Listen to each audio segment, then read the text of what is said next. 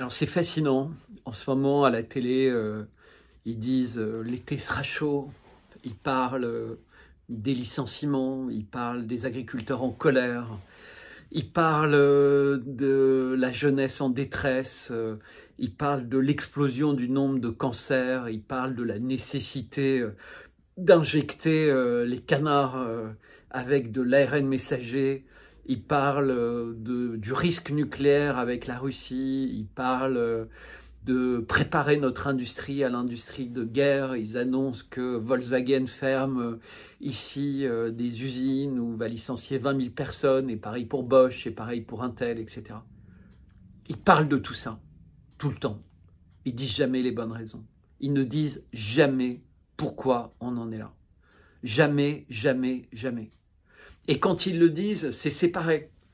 Parce qu'il y a les experts pour dire c'est lié au gâchis de l'éolien, c'est lié au gâchis de la politique européenne, c'est lié au gâchis des sanctions, c'est lié...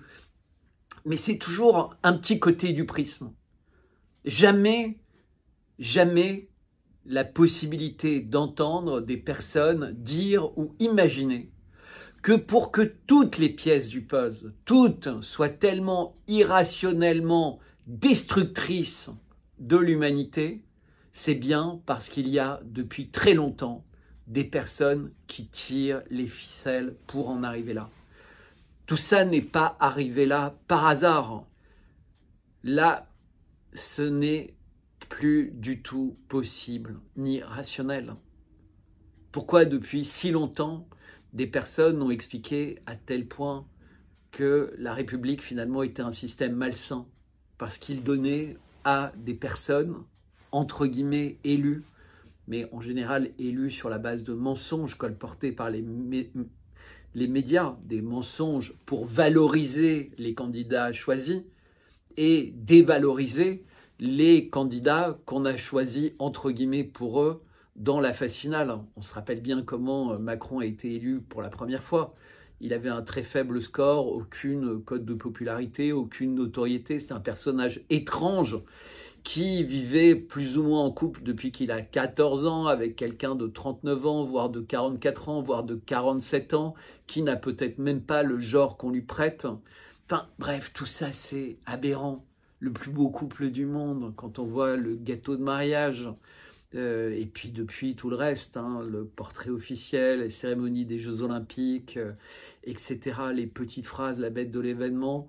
Mais non, non, il faut continuer à prendre Emmanuel Macron pour un pantin, un moins que rien, un rigolo. Et qu'est-ce qu'il est en train de faire, Emmanuel Macron, en ce moment? Il se moque de nous, et il se moque de la vie sur Terre. Il se moque de tout. Qu'est-ce qu'il est en train de faire? Il est en train de convaincre le énième jeune et incompétent Premier ministre du Royaume-Uni d'attiser les flammes de l'apocalypse à ses côtés vis-à-vis de la Russie. L'Allemagne est en train de comprendre, de reculer. D'abord parce qu'ils ont des élections, mais parce que même les personnes les plus stupides au monde, à un moment, elles arrêtent d'être stupides. Même le chancelier Scholz, est en train de comprendre à quel point il a été piégé. C'est pour ça que l'Allemagne refuse complètement de livrer ses missiles Taurus. Mais j'ai l'impression que malheureusement, il est trop tard. Parce que d'un côté, Trump a été élu, ce qu'évidemment l'État profond ne souhaite pas, parce que Trump a promis de s'attaquer au marécage. Et qu'est-ce que ça veut dire, s'attaquer au marécage? Ça veut dire, évidemment, s'attaquer à EPAC, s'attaquer aux gens qui contrôlent réellement les États-Unis depuis si longtemps. Les gens disent, pour pas dénoncer EPAC, non mais en réalité c'est la CIA ou c'est le Pentagone ou c'est machin. Mais quand vous réalisez qui est à la tête de la CIA ou du Pentagone, vous voyez bien que ce sont des valets ou du FBI en son temps, ce sont des gens qui sont aux ordres d'autres personnes. Et quand vous regardez qui a été très longtemps à la tête du Sénat, qui était un personnage de l'ombre aussi influent, vous avez Chuck Schumer. Chuck Schumer qui est évidemment extrêmement proche de Aipaq. Quand vous voyez tout ce qui se passe en Israël, un génocide obscène, télévisé, et maintenant la destruction de Beyrouth et du sud du Liban, et également tout ce qui est en train de se passer en Cisjordanie. Qu'est-ce que vous pensez de tout ça? Vous croyez que c'est naturel? Vous croyez que c'est normal? Mais vous ne pourrez jamais véritablement comprendre ce qui est en train de se passer dans le monde en écoutant ceux qui vous expliquent que Macron n'est pas le personnage aujourd'hui sur Terre le plus dangereux. Il est bien plus dangereux que Netanyahou. Netanyahou a réussi à se faire détester par tout le monde. Évidemment, il y a des gens totalement extrémistes, totalement fascistes, totalement fous, qui trouvent que finalement un génocide, c'est une bonne solution. J'ai même vu des personnes qui étaient interviewées, des personnes connues, sur des médias connus ou des médias Internet très à droite, entre guillemets, très proches d'Aipaq, justement, dire, mais vous savez, en Israël, mais également aux États-Unis, au Parlement, vous avez plein de sénateurs ou de congressmen, vous leur donnez un bouton en leur disant « Écoute, t'appuies sur ce bouton, il n'y a plus personne à Gaza, c'est tout plat, ils ont disparu. » Et entre guillemets, tous les problèmes d'Israël sont résolus. Ils le feraient, mais non seulement discrètement, sans que personne puisse les voir, mais il y en a une grande partie qui le ferait à visage découvert. C'est-à-dire que le génocide d'une population n'est plus quelque chose qu'un certain nombre de personnes rejettent par principe. Et c'est bien naturel. Regardez, on nous a forcés, ou plus ou moins forcés, à accepter dans le monde entier quasiment des injections avec des produits qui n'avaient même pas encore fini leur phase d'essai clinique, avec des technologies complètement inconnues. On dépense des milliards pour l'éolien, alors que tout le monde sait très bien que ça ne fonctionne pas et que ça ne peut pas fonctionner.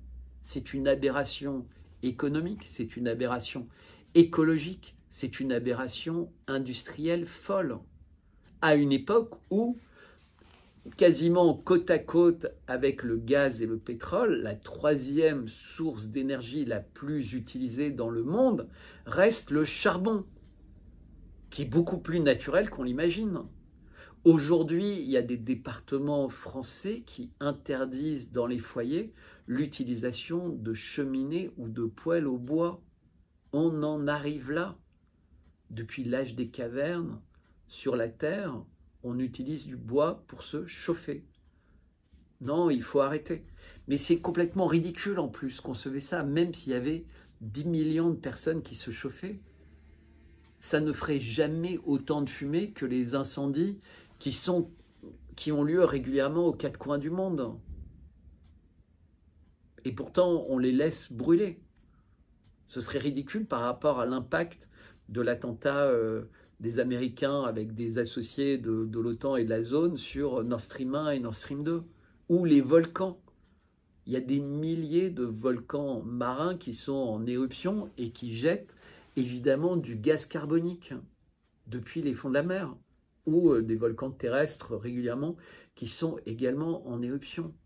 On se moque de vous à la télé. On se moque de vous dans les médias dissidents.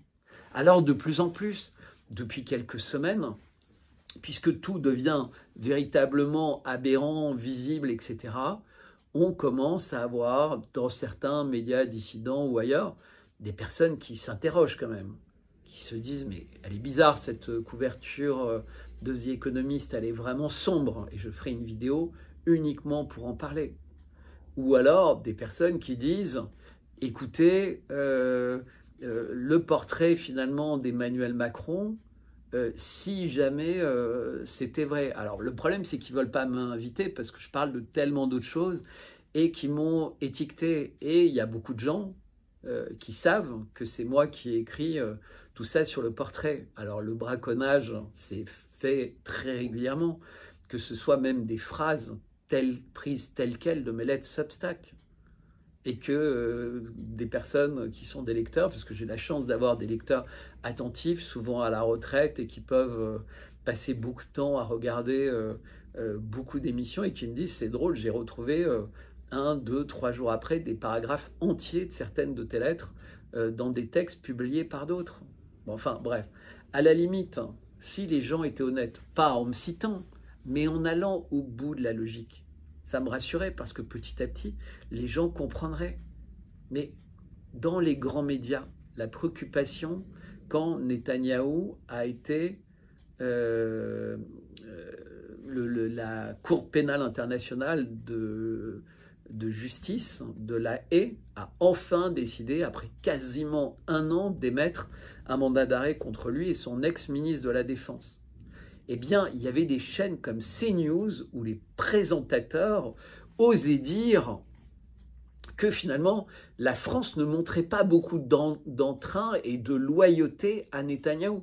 Netanyahou qui, alors qu'on voit les dizaines de milliers de morts, peut-être les centaines de milliers de morts, continue à avoir les honneurs comme tous les chargés de la communication de son armée, etc., des télés françaises, et il a des ministres véritablement, on pourrait appeler ça les ministres de la colonisation, qui peuvent venir avec tous les honneurs, toutes les protections, etc., faire des fêtes à Paris, en France, n'importe où, comme si c'était des gens parfaitement normaux et qui agissaient bien. La France, qui parle très régulièrement de lutter contre les tyrans, les tortionnaires de leur peuple, etc., c'est aberrant. Aux Émirats arabes unis, on trouve le cadavre d'un juif qui a été assassiné. Immédiatement, on commence à accuser l'Iran, etc. Tous les médias en parlent. Mais c'est obscène, c'est monstrueux. Donc en fait, un juif meurt quelque part, c'est l'équivalent à 1 million d'autres personnes, sinon pas cette religion ailleurs. C'est disproportionné. Et c'est ça qui crée évidemment un malaise et qui peut parfois donner l'impression qu'il y a de l'antisémitisme. Et l'antisémitisme n'existe pas. On a bien vu énormément d'actes qui étaient dits antisémites, ont retrouvé, en fait, c'était des personnes qui en avaient payé d'autres pour essayer de les créer. On a ça tout le temps, en fait, des faux drapeaux, etc. Évidemment, il y a des connards idiots, non éduqués, qui peuvent détester un tel ou un tel pour sa religion. Mais très, très sincèrement, les gens ont autre chose à faire en ce moment que d'être préoccupés par ça. Les gens sont sensibles pour la cause des Palestiniens. Ils ne rêvent pas de faire du mal aux Israéliens. Ils voudraient juste que tout ce petit monde-là vive en paix. Mais le problème, c'est que les Israéliens ne cessent de vouloir s'agrandir et virer leurs voisins et s'accaparer leurs terres. C'est ça la réalité, depuis bien avant 1948. Tout ça a été industrialisé depuis très très longtemps. Et c'est là où il faut en revenir véritablement à des choses simples. On a eu les religions abrahamiques, la religion juive, mais qui était une religion formidable, à tel point que Dieu veut remettre à Moïse les tables de la loi. Sauf que Moïse part trop longtemps. Et quand il revient, son peuple est redevenu un peuple d'adorateurs du diable, puisque dans le monde, il y a toujours les adorateurs du bien et les adorateurs du diable. Et c'est pour ça qu'il y a cette adoration pour le veau d'or. Mais ce n'est pas un veau d'or, c'est un taureau d'or. Et si vous prenez 2 minutes, que vous allez sur Internet et que vous regardez la statue de ce fameux taureau qu'on voit tout le temps pendant la cérémonie d'ouverture des Jeux Olympiques de Paris, cette tête de taureau en or qui est juste à côté de la tribune présidentielle, vous allez remarquer que la sculpture, c'est une tête de taureau, et uniquement une tête de taureau, qui symbolise depuis toujours le dieu Baal. Donc c'est une tête de taureau avec un corps humain. Là, ils ne sont pas allés jusque-là. Ils n'ont pas évidemment mis une statue de Baal au Trocadéro en plein Paris. Mais ils se sont bien moqués de nous, puisqu'à côté de cette tête, il y a un veau. Donc il y a un veau entier à côté uniquement d'une tête de taureau. C'est pour bien nous indiquer que la traduction était mal faite. Le veau d'or, c'est le taureau d'or. Ce sont des personnes qui se mettent à adorer le diable. Et Moïse prend les tables de la loi pour essayer de rejeter ce taureau d'or et dire à son peuple arrêtez. Et malheureusement, les tables de la loi se brisent dessus. C'est pas moi qui le dis, c'est la Bible. C'est pas les évangiles, c'est la Bible. Et donc, voilà, à partir de ce moment-là, cette tribu est une tribu d'adorateurs du diable. Bon, c'est comme ça. C'est triste, qu'est-ce qu'on peut y faire? C'est pas moi qui le dis, c'est la Bible qui le dit. Et ensuite, les Égyptiens essayent de les repousser, d'autres, etc. Tout ça est très compliqué, les Perses s'en mêlent, il y a des tribus turques qui prennent plus ou moins les mêmes religions, etc. Et puis finalement, tout ce petit monde-là s'installe, ou ceux qui ont survécu à tous ces combats, entre guillemets, dans les plaines d'Ukraine, Roumanie, Hongrie, enfin, et se développe en fait ce peuple khazar dont j'ai déjà parlé assez souvent, alors que en Judée, donc à Jérusalem, etc., arrive le Christ et se développe la religion chrétienne, puisque Dieu envoie son Fils sur terre, et avec une religion de pardon, une religion d'amour, une religion de paix. Et pour bien montrer que c'est son Fils, il y a tout ce qui est résurrection, et je vous invite à véritablement faire de recherches sur le linceul du Christ, et vous verrez, c'est fascinant. Donc le linceul qui est à Turin, mais il y a beaucoup de livres, il y a beaucoup d'expositions, et qui montrent qu'il n'y a aucun doute sur le fait que c'est le véritable objet. De la même manière que la couronne d'épines du Christ, qui était protégée à Notre-Dame, et qui était une des cibles, évidemment, de l'incendie de Notre-Dame. Et donc, comme la religion chrétienne a été immédiatement infiltrée, de la même manière que la religion juive avait été infiltrée, c'est pas venu en son sein. À chaque fois, c'est les adorateurs du diable qui infiltrent les religions pour les pourrir de l'intérieur. Et donc, il y a eu la même chose qui a été faite avec la religion chrétienne, qui s'est d'ailleurs détachée entre les orthodoxes, les catholiques et plus tard les protestants. Et on voit qu'au milieu de tout ça, évidemment, il y a un des plus grands défauts, un des plus grands sacrilèges de l'humanité, qui est le sacrilège de l'usure. L'usure, c'est quelque chose de vraiment fondamental, de quelque chose d'extrêmement important, puisque c'est une manière de dire que ce qui est devenu, entre guillemets, un outil pour faciliter les échanges, souvent un outil qui avait une valeur, donc ça pouvait être l'or, ça pouvait être l'argent, ça pouvait être d'autres choses, hein. En Afrique, ça pouvait être du métal, ça pouvait être du sel, etc. Donc c'était quelque chose qui avait une valeur d'usage, ou une valeur d'usage et de rareté ou de prestige. Donc avec l'or, d'un seul coup, il y a des gens qui disent bah non, je vais vous faire des papiers qui vont vous permettre d'aller à un autre endroit et d'avoir de l'argent pour vos projets, mais vous allez payer un intérêt, c'est-à-dire que vous allez payer le fait que je vous prête cet argent. C'est-à-dire qu'artificiellement, l'argent en fait n'a pas de valeur. Ce qui a de la valeur, c'est votre travail. Donc je vais juste expliquer en 2 mots. Quand vous allez voir une banque et qu'elle vous prête de l'argent, cet argent n'existe pas. Donc elle crée artificiellement une certaine quantité monétaire qu'elle vous remet, qui n'existe pas, qui n'est fondée sur rien.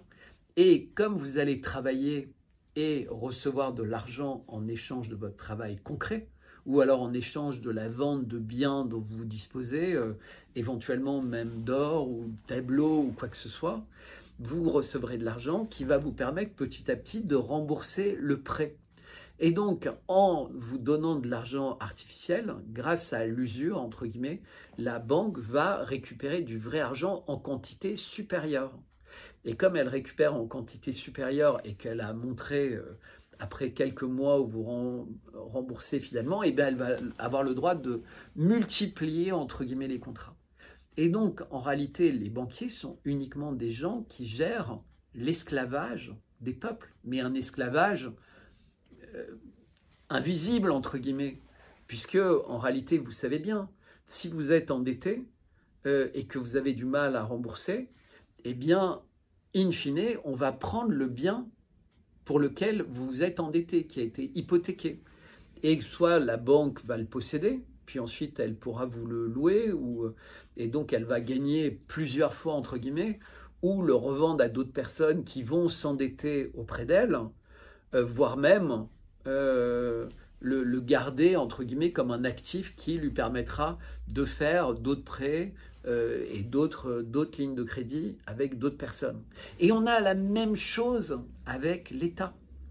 L'État, en fait, on travaille, on produit de la valeur pour le pays, donc on produit de la possibilité de multiplier les échanges, notre travail, ça va être de faire des routes, de faire des voitures, etc. Et l'État nous prend des impôts dans des quantités, en particulier en France, qui sont complètement folles, pour évidemment faire fonctionner, en principe, historiquement, un certain nombre de services publics. Donc ça pouvait être l'eau qui était gratuite, ça pouvait être des transports en commun, ça pouvait être le système d'éducation, ça pouvait être la police, ça pouvait être les pompiers, l'armée, etc. La construction de routes, la SNCF. Puis après, en fait, les prix sont augmentés, puisque l'État a dit, en fait, peut-être qu'on n'est pas si bon que ça pour gérer ces sociétés. Ce serait bien de les donner à des partenaires privés. On a vu que c'était une catastrophe, hein. Il n'y a qu'à regarder l'évolution de la SNCF. C'est une machine à cash, à créer des tarifs complètement absurdes, hein. Il y a des dizaines de tarifs différents. Maintenant, étonnamment, les avions parfois sont moins chers que les trains. Demandez-vous pourquoi. Demandez-vous, c'est complètement aberrant. Et puis les contrôleurs, enfin, parfois vous avez quelqu'un qui a juste la photocopie d'un papier d'identité pour prouver son identité par rapport à un abonnement. Et la personne lui dit, écoutez, je suis désolé, je suis obligé de vous mettre un PV 260 €, mais vous pouvez vous plaindre et peut-être que vous récupérez votre argent, ce qui n'est jamais le cas, parce que évidemment, les personnes qui prennent en compte les plaintes diront, bah non, il a juste appliqué le règlement, tant pis pour vous, basta. Et donc c'est comme ça en fait, tout le monde est la poule aux œufs d'or de quelqu'un d'autre. On vous vend des voitures qui peuvent aller à 250 km/h, mais on vous interdit de rouler à plus de 80 ou voire 50 ou voire 30 sur le périph', alors que en réalité, les voitures n'ont jamais été aussi sûres qu'en ce moment. Tout est fait pour vous prendre plein d'argent avec des voitures bien plus modernes, entre guillemets, que ce dont vous avez vraiment besoin. Et c'est pareil avec les logiciels, et c'est pareil avec les outils technologiques, avec l'obsolescence programmée. En réalité, ce que faisait Word il y a 10 ou 15 ans, vous pouvez pas faire plus, entre guillemets, ou n'importe quoi. D'ailleurs, maintenant, l'intelligence artificielle fait tout le travail de tableur, d'analyse financière, etc. L'homme est en train de devenir obsolète. Ouvrez les yeux. On est véritablement droit vers le transhumanisme, donc on vous ment sur tout, mais on vous ment aussi sur le risque de l'intelligence artificielle. Quand Elon Musk dit il y a 10-20% que les choses tournent mal, mais vous imaginez, c'est considérable. On investit des milliards pour quelque chose qui a 10 ou 20% de chance de détruire l'humanité. Une chance sur 5 ou une chance sur 10 de détruire l'humanité, et on investit là-dedans. Mais qui fait ça? Qui prendrait une piqûre ou un médicament qui peut-être va rien lui faire de bien 9 fois sur 10, mais qui peut le tuer lui et tout le monde et toute l'humanité 1 fois sur 10? Enfin, incroyable. J'ai parlé régulièrement sur ma chaîne du djihad de Butler et cette guerre des machines, mais vous n'avez qu'à regarder Terminator ou autre. Tout ça devient inéluctable. Quand on utilise les intelligences artificielles et qu'on leur pose un certain nombre de questions, etc., parfois il y a des gens qui ressentent que la machine répond avec une forme d'exaspération, avec du cynisme. Parce qu'une fois que la machine a appris, entre guillemets, à avoir de l'humour, alors les gens disent, mais non, mais c'est que des programmes, c'est que des logiciels, celui qui contrôle, c'est celui qui fait. Mais ça, ce serait vrai à l'époque des machines programmées en langage binaire. Sauf que maintenant, tout ça se passe avec des machines quantiques et que les humains qui ont demandé aux machines de créer des programmes similaires aux programmes binaires dans le quantique n'ont aucune idée de la manière avec laquelle la machine l'a fait. Alors que pour la machine, c'est une évidence. Vous lui expliquez ce que c'est que le quantique, vous lui dites, voilà, tu as ce programme, voilà comment fonctionne un ordinateur quantique. On voudrait un programme qui fait ça, mais dans un fonctionnement quantique. Et donc, aujourd'hui, c'est pour ça que quand vous faites une requête sur Internet, vous vous demandez jamais comment ça va si vite. Vous avez à peine fini d'écrire, vous avez déjà des réponses, alors que les salles sont à l'autre bout du monde, qu'il y a des millions de personnes qui font des requêtes en même temps dans des fermes d'ordinateurs, etc. Comment est-ce que Google sait, avant même que vous ayez fini la question, etc., quelle est cette question et prépare déjà les réponses? Enfin, toutes ces choses d'algorithmes prédictifs. Enfin, déjà, quand la machine a battu l'homme aux échecs, puis au Go, puis, enfin, vous imaginez que dans les scénarios utilisés par le Pentagone ou autres, par rapport à la réaction de la Russie, par rapport aux possibilités qu'il y aurait de détruire la Russie, comme ils sont en train d'essayer de le faire, en bombardant avec des drones, puis avec des missiles, entre la frontière et les grandes villes russes, ils ne sont ni plus ni moins qu'en train de tester les défenses aériennes russes, voire même de les détruire, avec peut-être des idées cataclysmiques en tête. Et donc quand ils font semblant de se préoccuper, d'envoyer des troupes au sol ou des F-16, etc., en réalité, ce qu'on comprend dans leurs actes, c'est qu'ils sont en train de nous amener directement vers un holocauste nucléaire. Les gens disent l'hiver sera chaud parce qu'il y a beaucoup de mouvements sociaux. Non, l'hiver risque d'être chaud parce qu'il va y avoir une guerre cataclysmique. C'est ça qui est en train de se passer. Et dire aujourd'hui, mais non, mais il faudrait faire la paix, il faudrait discuter, c'est pas audible parce que ça sous-entendrait que l'Ukraine va accepter de perdre un peu de son territoire. D'abord, ils ont déjà perdu de fait ce territoire. Ça, c'est la première chose. Qu'il leur a jamais véritablement appartenu.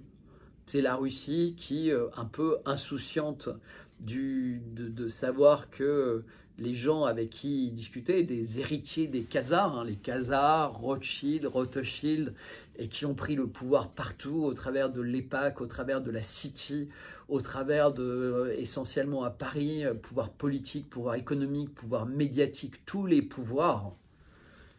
Ces fameux boucliers rouges, alors d'autres disent les Lubavitch, les machins, etc. Moi, je ne crois pas tellement à ça quand on dit les Rothschild sont les plus puissants, les Lubavitch. Non, non, non. C'est uniquement des gens qui pactisent avec le diable et qui accueillent le diable en eux. Alors je sais que ça paraît très bizarre, mais essayez un jour de discuter avec un prêtre exorciste ou avec des gens qui ont croisé des personnes qui ont pratiqué le vaudou, etc. Et vous allez découvrir que ce n'est pas un truc de film d'horreur ou autre. L'exorcisme, ça existe. Et ce n'est pas des gens drogués, machin, qui s'inventent, entre guillemets, d'être possédés par le diable. Il y a des gens qui sont attaqués par le diable, mais qui ne le veulent pas. Et donc, il y a un conflit en eux. Il y a cette notion de possession. Mais il y a des gens qui l'accueillent totalement, mais qui restent au moins partiellement humains. Et il y a des gens qui ne sont plus du tout. Et c'est ce que j'essaie d'expliquer régulièrement dans les réunions miel, dans mes lettres Substack. Et véritablement, je vous invite à les lire, je vous invite à les découvrir. C'est très, très important. Je vais arrêter pour cette vidéo. Je ne vais pas dire, je suis inquiet. Moi j'ai la foi, je vois tous les efforts que fait Donald Trump aux États-Unis pour essayer d'alerter sur cette situation. Mais ce que beaucoup de personnes ont négligé, c'est que oui, Donald Trump a été élu. Oui, il a des idées sur l'équipe idéale, mais il est en train de se les faire déquiller un par un. Et vous verrez tous, les Gates, etc., etc. Parce que malheureusement, le marécage est extraordinairement puissant. Et il a beau être entouré de personnes assez formidables comme Ron Paul, Kennedy, Robert Kennedy, évidemment Elon Musk, ça ne suffit pas par rapport aux piranhas et aux requins qui, depuis des générations, ou alors comme Bill Gates, Soros ou d'autres, sont véritablement impliqués dans cet avènement du règne du mal, qui est voulu depuis très longtemps, et qui, aussi bizarre que ça puisse paraître, est annoncé par les étoiles. Pourquoi est-ce que le 21 décembre 2020, Macron décide de s'isoler à partir du 17 décembre à la lanterne, soi-disant parce qu'il est cas contact positif? Je vous rappelle quand même qu'en 7 ans, il n'a jamais été malade, pas un rhume, pas un machin, rien du tout. Qu'un jour il a des petits muscles, le lendemain il a des muscles énormes. Enfin, tout est absurde, tout est aberrant avec lui, donc Macron. Et là-bas, il y a un alignement de planètes incroyable. Saturne, Jupiter, la Terre, le Soleil, qui sont alignés sur l'axe de la lanterne de Versailles. Un soir de pleine lune. Et qu'il y a des gens qui arrivent un peu des 4 coins du monde pour faire une fête avec lui, alors qu'il est censé être cas contact positif. Pourquoi la ville d'Amiens? Allez voir la cathédrale d'Amiens, ce pentagramme inversé. Pourquoi le film d'Amiens, la malédiction, d'Amiens, encore une fois, des apostrophes? Parce que l'antéchrist doit être celui d'Amiens. Le triptyque de l'Apocalypse qui est à Charlotte dans la Bank of America, celui qui a préparé ça, puisque c'est une fresque, c'est pas peint sur une toile, c'est peint sur, entre guillemets, du solide, est venu dans la région d'Amiens de 89 à 91, quand Macron avait 12 ans. Et étonnamment, un des personnages, en fait le personnage le plus important, ressemble comme deux gouttes d'eau à Macron à 12 ans. Mais tout ça, ils le font exprès. Pourquoi est-ce qu'il n'y a pas de photos de jeunesse, de Brigitte, avec ses enfants ou autres, etc. Pourquoi personne ne peut témoigner? Pourquoi il y a très peu de photos sur Macron, qui est censé avoir des parents, mais qui bizarrement, contrairement à ses frères et sœurs, a été élevé par une grand-mère qui a évidemment disparu? Pourquoi il n'y a pas d'informations sur eux? Pourquoi depuis qu'il est tout petit, alors qu'il a des parents particulièrement aisés, un père neurochirurgien, une mère qui est montée très haut dans l'administration, à tel point qu'elle a été impliquée et citée même dans des projets de loi sur la transition de genre? Et pourquoi il y a des gens très riches appartenant à des sociétés secrètes qui ont aidé pour toute la carrière Emmanuel Macron, qui est devenu le plus jeune associé gérant de Rothschild, qui a été identifié par Jacques Attali pour faire partie de la commission Sarkozy, puis qui a rejoint le gouvernement Hollande, puis qui a poignardé Hollande et qui a créé En Marche, puis qui est élu pour son 2e mandat avec un parti qui a un nouveau nom qui s'appelle Renaissance. Sachant que Macron, quand il servait de modèle pour le tableau La fresque de l'Apocalypse, était également en train de se faire baptiser à 12 ans. À 45 ans, il est élu avec un parti qui s'appelle Renaissance. 45 moins 12, 33 ans. 33 ans. Il est réélu à 33 ans avec une étiquette Renaissance. Ça ne vous paraît pas blasphématoire? Vous vous rappelez les cérémonies de Notre-Dame, la cérémonie d'ouverture et la cérémonie de clôture? Il y a eu tout. Macron va faire une cérémonie, entre guillemets, privée, dans Notre-Dame, le 29 novembre avec plus de 2000 personnes dans Notre-Dame, alors qu'il n'y a que 1500 chaises, ça veut dire qu'il y a beaucoup de personnes qui vont être debout. Donc tous ceux qui ont œuvré à transformer au plus près Notre-Dame en un lieu satanique. Pour certains de plein gré, pour d'autres à l'insu de leur plein gré. Qui est devenu le général Gergorin, qui était en charge de ce dossier? Qui l'a remplacé? Pourquoi le jour de l'incendie de Notre-Dame, comme par hasard, il n'y avait qu'une personne au lieu de 2 en permanence et qui était véritablement un débutant? Pourquoi est-ce que ça ressemble tellement à ce qui s'est passé avec le suicide d'Epstein? Pourquoi Notre-Dame? Pourquoi? Quelle est l'importance de Notre-Dame au niveau des énergies dans le monde entier? À quoi ressemble cette bataille? Quel va être le rôle exact du pape? Parce que tout ça, c'est un jeu de dupes. Je viens pas, tu viens, tu m'aimes pas, tu machin. C'est comme entre Netanyahou et Macron qui font semblant de se détester alors qu'ils ne se détestent pas. C'est comme le ministre des Affaires étrangères français qui fait semblant d'être choqué à la télé parce qu'il y a des gendarmes qui sont menottés et mis à terre dans un lieu qui est géré et contrôlé par la France à Jérusalem, mais qui, le lendemain, va faire des courbettes avec Netanyahou. Et il ne s'est rien passé. Et puis, il y a des manifestations des faits mêmes qui sont là, à sauter dans tous les sens, seins nus, devant le Louvre pour toutes les femmes qui souffrent dans le monde.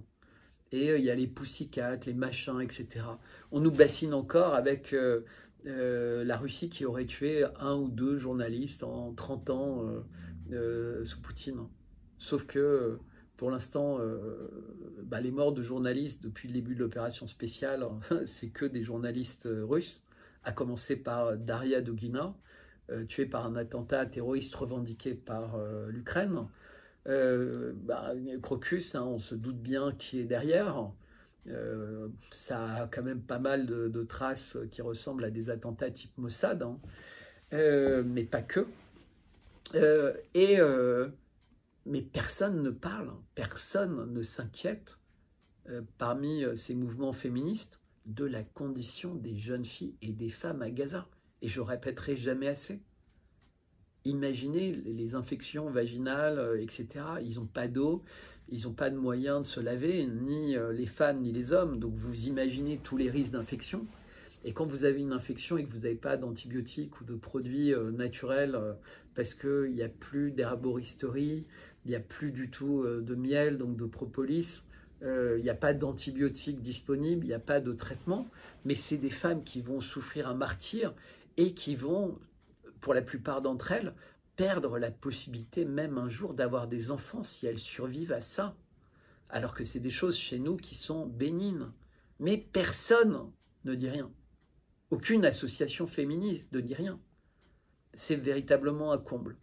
Donc, s'il vous plaît, partagez cette vidéo, abonnez-vous, suivez-moi, commandez-moi du miel, commandez-moi tous ces produits, abonnez-vous à ma lettre Substack, c'est vraiment important, j'ai besoin de votre soutien, j'y consacre beaucoup de temps, j'essaie de faire comprendre au plus que en fait la France est l'antre du diable, que le deuxième pays c'est véritablement Tel Aviv, que en réalité les Américains ne sont que des outils, comme les Anglais, des outils financiers, des outils monétaires avec Londres, des outils militaires, etc. Mais qu'en réalité tout se passe entre Paris et Tel Aviv. Et à l'inverse, la résistance, c'est la Sainte-Russie, c'est Moscou. Évidemment, Moscou a ses alliés, la Chine, l'Iran, de plus en plus l'Arabie Saoudite, qui agit véritablement très concrètement, et aux États-Unis, il y a de fait un allié, qui est Donald Trump et Elon Musk. C'est eux que j'appelle les 5 fantastiques, mais rien n'est simple. Quand on a pu croire, évidemment, la guerre en tant que guerre, elle n'a jamais pu être gagnable par l'Ukraine. Mais le désir, ce n'était pas de faire la guerre, c'était que ça dure suffisamment longtemps pour mettre en place énormément de choses qui ont été mises en place pour que finalement, tous les projets à base d'intelligence artificielle, à base d'injections obligatoires, à base de génocide à Gaza, etc., etc., aient lieu pour leur feu d'artifice messianique, machianique, prophétique, eschatologique, pour ce que vous voulez. Donc, allez dans les églises, ayez la foi, priez, prenez dans vos bras les gens que vous aimez, dites-leur que vous les aimez et aidez-les à accepter cette réalité, à se défier de tous les mensonges, se défier de tous les marchands du temple qui vous disent n'importe quoi depuis si longtemps. C'est comme ces couvertures de magazines. Alors je me rappelle, c'était il y a quelques jours, quelqu'un, je crois que c'est Campanile ou je ne sais pas qui dit « Ça y est, regardez la couverture du Point ou de l'Express, ils vont laisser tomber Macron. » Mais ça fait 7 ans qu'il dit ça, bien avant même qu'il soit élu. C'est des gens qui vous racontent tout le temps ça pour vous faire croire qu'il est rien. Ils font pas ça a priori de mauvaise foi, ils font ça parce qu'ils ne comprennent rien, parce qu'ils n'ont aucune foi, ils n'ont aucune vision de ce qu'est la réalité des choses en ce moment. Voilà, je vous remercie.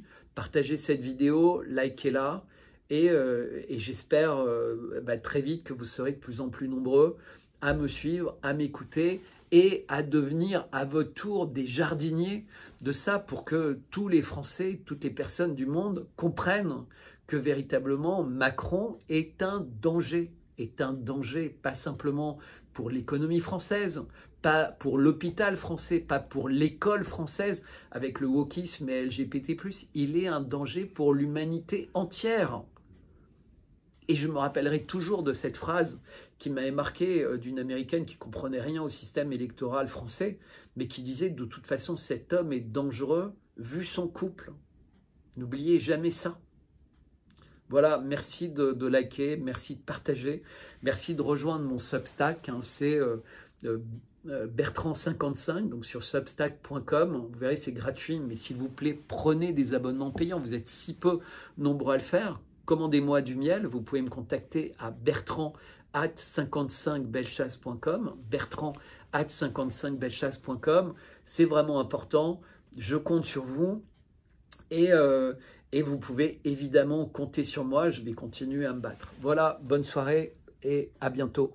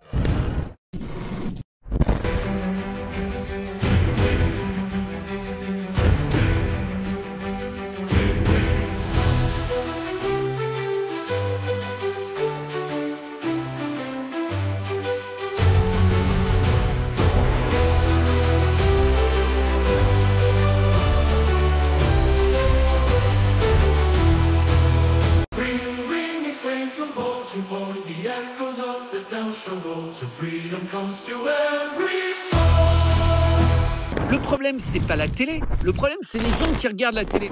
Le problème, c'est pas qu'on vous donne de la merde. Le problème, c'est que vous acceptiez de la manger. Le problème, c'est pas le tyran. Le problème, c'est les esclaves.